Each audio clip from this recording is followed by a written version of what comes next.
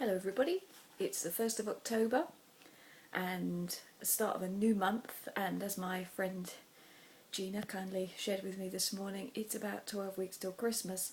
And I was at a meeting last night, in fact, beginning to plan a Christmas fair. Ugh. Another friend says she's done almost all of her shopping. Not me. But more that I'm thinking about is not so much Christmas as New Year. And as we get to that point, we're all going to start making resolutions. What's next year going to be? What are we going to do? What goals are we going to grab by the horns and take on and do? It just strikes me that if it's 12 weeks till Christmas, that it is 13 weeks until New Year. And that means we have plenty of time in this old year to start making some resolutions and making some changes. So throughout October, I'm just going to make some videos and write some posts about old year's resolutions, about ending the year with a whole bunch of goals met that you've done. And so I'm starting today with one that has been inspired for me by a podcast that I was listening to. I've just got to have a look at my piece of paper to remind me how to pronounce. So there's a man called Leo Babauta, and he has a podcast called Zen Habits, and it's about 9 years ago he realised that he was living a life where he was stressed all the time, and his health was suffering, his relationships were suffering, and anyway, he found Zen, he found mindfulness, and he began to alter his life and change it. So anyway, Zen Habits is a great website and a great podcast, so I would recommend it. But I'm taking inspiration today from one of his podcasts that I listened to, which was all about decluttering. And I thought, what better place to start than to make our surroundings feel good and to make our surroundings feel nice. So I've started my own process today, which I just thought I would share with you. So I'm just gonna I'll show you some stuff as we go. But he says that decluttering, or clutter in fact, is procrastination. That by having a pile of stuff that you've put somewhere waiting for something to happen to it, it's almost like procrastination in a pile. And it sounds like a bit trite, it sounds a little bit like a soundbite, but actually I think it's quite true. You put it there, I'm going to deal with that, I'm going to sort that out, we're going to get that fixed, I'm going to give that away, I'm going to throw those away, I'm going to have to go through those, there's important stuff in there. And I get to a point sometimes where there are so many piles around my house, and I am happier when I look around and actually I've got some clear surfaces.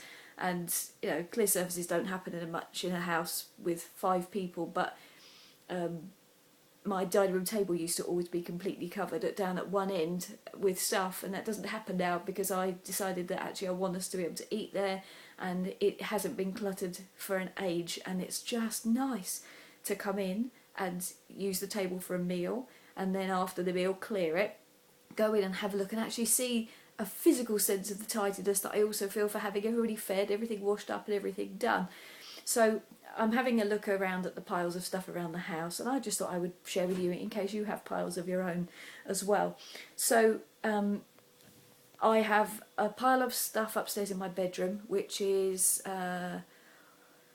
stuff to give away, stuff to chuck away, stuff to sell. Selling stuff is causing me quite a lot of procrastination at the minute, thinking about how to get it all photographed and organised, and so there are procrastination, must sell this piles around the place, and also stuff to give away, those sorts of piles, and then just also emotional piles as well, things that just, the things in them are important to me, and so I've but haven't got space to put them, but I've stored them all up. So start small was Leo Babauta's first bit of advice. So on my bookcases over here, you can see there is stuff, and there's stuff kind of up in the tops of them, and so I've just taken a pile out, and I'm just gonna, that's my dining room table at the minute, with a bunch of bits and pieces.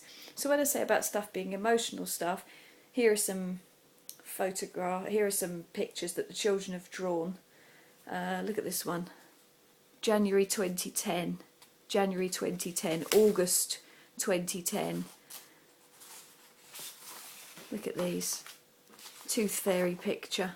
Doesn't have a date on it, but a little letter from one of my daughters. A painting.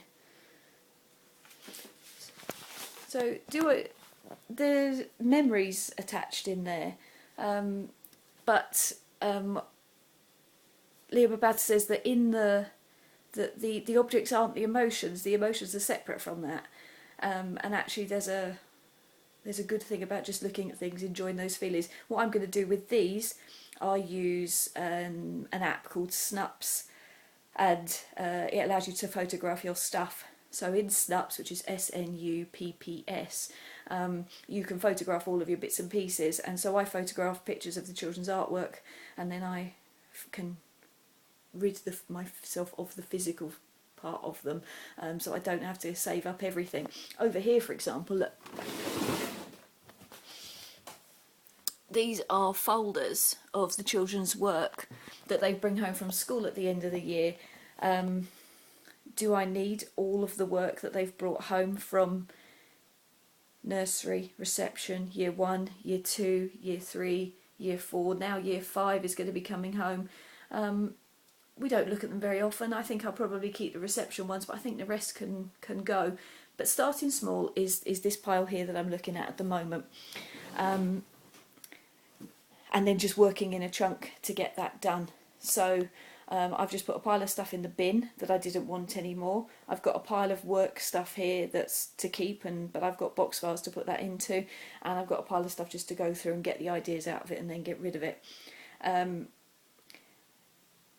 So I'm starting with my own stuff. In the summer holidays, we realised that we couldn't actually move in my eldest two daughters' bedroom, and there is stuff that they own, that they have in their space, that I would have got rid of. They've outgrown it and they don't need it, but I have a 2-year-old, and so the stuff is being kept because it's going to be useful for her at some point. And so nothing's getting thrown away, it's all in their space, and they couldn't move. I couldn't clean the room, I couldn't change the beds very easily. So we spent some time, and they were quite happy. We emptied their room, we brought everything down. That day, that 3 days, was a chunk in which we did their room. But the joy now of going up there and actually being able to reach in and close and open the curtains without having to stand on a big pile of teddies, it's just lovely. It's just such a clean, refreshing feeling. And I really like it, which is why I need to start moving some of these piles. One of the bears, I have to say, look, he's still over here. In fact, while we're at it, let me show you this pile. So there's the bear. This is a bag full of shoes and boots. And there's a pair of shoes in here. These ones. And one of my daughters, she loved these shoes. I look at these shoes, and only one of them wore these, but I look at these and I can remember her as a 2-year-old, and she was cute in these shoes. Oh, it was just sweet.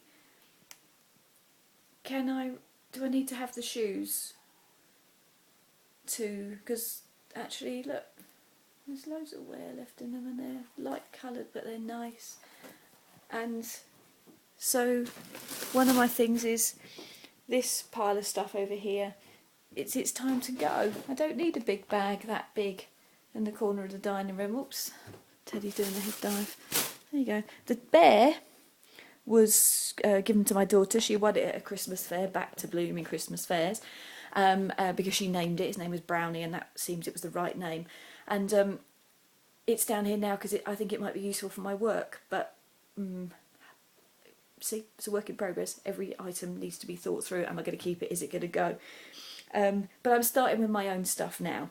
I'm going through my own things, and I will, as people start to notice what's done, it generally gives a good boost, and then we all start to want to clear up and make things nice, especially because in this house we've got birthday season as well coming before Christmas, so both of the eldest two will have a birthday and then we'll have Christmas, so in order for stuff to come in, some stuff has to go out, and they're pretty good. They quite like the process anyway. I am a declutterer by nature. I like to get rid of things. The only trouble is, as I said, at the minute, having a 9-year-old and a 7-year-old, everything of theirs gets kept because it will eventually be useful for the 2-year-old. But also there is resistance to some things. So, I mean, you'll see behind me here. I mean, I'm a book person. I have so many books. Let me stand back and just give you an idea of. Oh, sorry, I'm using that camera. Anyway, you get the idea. Lots and lots of books. So he was saying, you know, you have noticed the areas where you have resistance to getting rid of stuff, and I would have resistance to getting rid of my books. I do clear them out. I don't keep fiction anymore, and having a Kindle makes that easier anyway. But where is the resistance? What are the things that you're kind of feeling a need to hang on to, and why? And partly I use these for work. See, here's my excuses. Part of the reason for calling myself the parenting geek is because of how many of these are. I mean, that's books about womanhood and raising children, and that's books about parenting, and these are books about emotional stuff for children, and these ones are just stuff about coaching. And then down here are my books that I use for working with children, and then all of my workbooks for ideas for coaching with the children, and the cookery books, and the business books, and the books about the brain and interesting things. And look, you see, there's stuff on stuff. Clutter, procrastination, things to be done. So if it speaks to you, if it feels like something that would be good for you to do or be helpful for you, a goal could be getting control back of some parts of your house, decluttering, getting rid of the procrastination attached to all of those piles, and chunk it down. How do you eat an elephant? One bite at a time. You just do it in small stages, little bits, and be kind to yourself. You don't have to. It's up to you what you decide to get rid of and what you decide to keep. I'm not a completely clear surfaces person, but I like to be able to move around as much as I want to. So you know your level as well that you're comfortable at. It's not for me to be telling you that. But the process of decluttering then can be one that you can actually enjoy, and just enjoy looking at those objects again and thinking about them. Who did it belong to? Where did it come from? And if an object makes you sad, if it's got memories attached to it that remind you of something, do you want to keep that? Do you want to keep an anchor to something sad? An anchor is just an object or a thought that you use that when you look at it or think about it, it raises particular feelings. It's almost, it anchors into those feelings. If you've got anchor objects, then, maybe have a think about whether that's helpful and useful for you to keep it. But anyway, October begins, 13 weeks to the end of the year, the process of old year's resolutions. There is much time for little changes that can happen. And so today, decluttering. If it speaks to you, go and do it. Let me know. Let me know if you did do anything. And goodbye for now.